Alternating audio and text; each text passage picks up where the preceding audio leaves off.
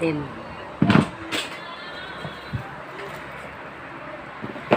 Ang dami. Legit po ang mga sabon. Legit yan. 20. Puti talaga kayo dyan pag yan lagi nyo ginagamit. Ilang years ka na gumagamit yan, Day? Diyan ka na. Matagal na. Diyan ka na pumuti sa sabon. Yung ilang taon na siguro, matagal na. Kaya Sobra nga. pa. Tagal na. Sabon lang yan ang hipag ko. Yan, sabon niya. 30. Gamit niya yan. Stock niya. Ang dami niyang sabon. 35 o 38. Ang dami. Ito.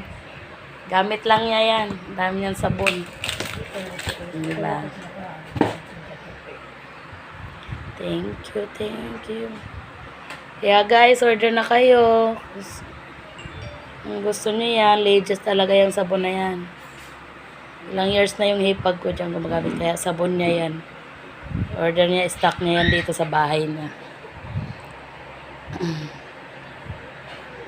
Ayan na.